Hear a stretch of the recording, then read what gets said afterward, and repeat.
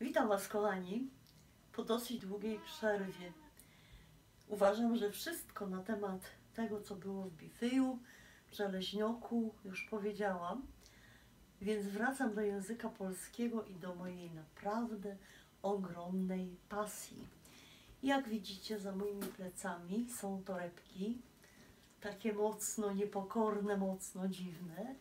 I ja o tych torebkach, ich historiach, ale również o tym, co się z nimi wiąże, chciałabym Wam opowiedzieć.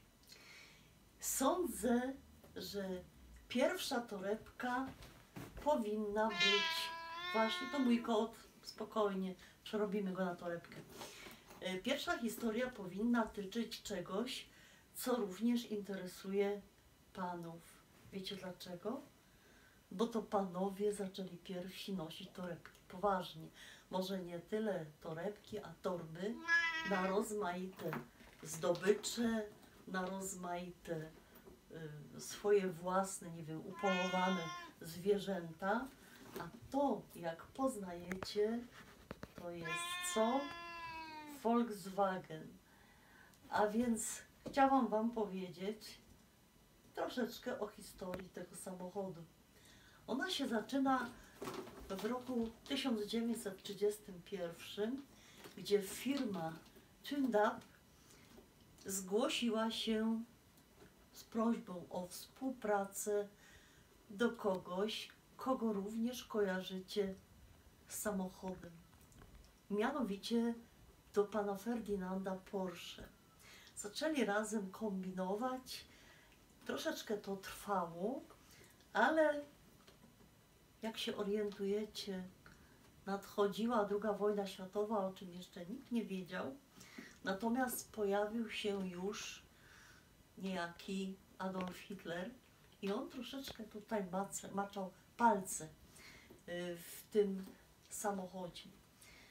Otóż koleje zaczynały być w tamtych czasach coraz droższe, koszt biletów rósł i chciano wymyśleć, nie tylko on oczywiście, chciano wymyśleć jakiś środek transportu, który byłby dostępny dla ludzi z taką sobie kasą. Stąd nazwa Volk to jest naród, Volkswagen to jest taki narodowy samochód dla ludzi.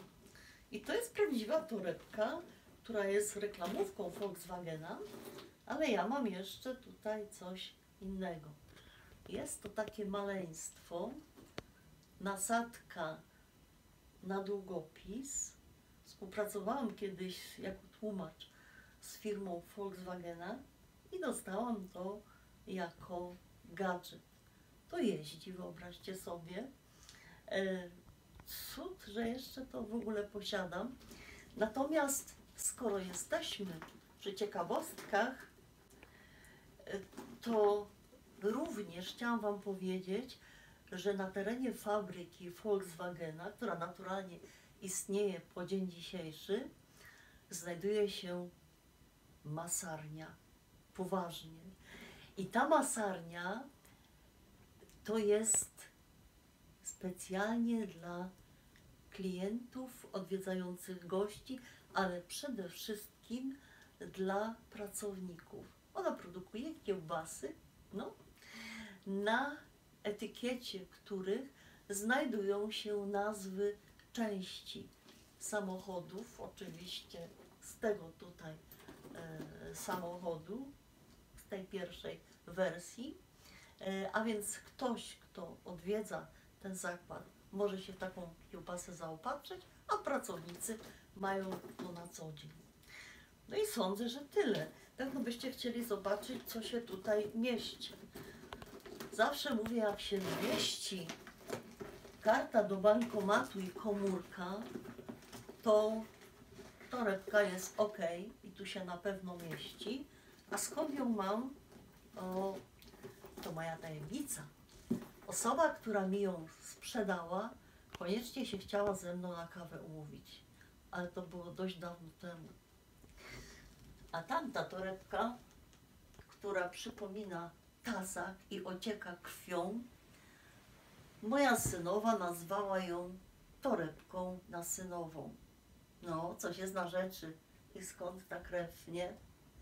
To tyle, moi kochani. Zapraszam Was na następne torebkowe historie.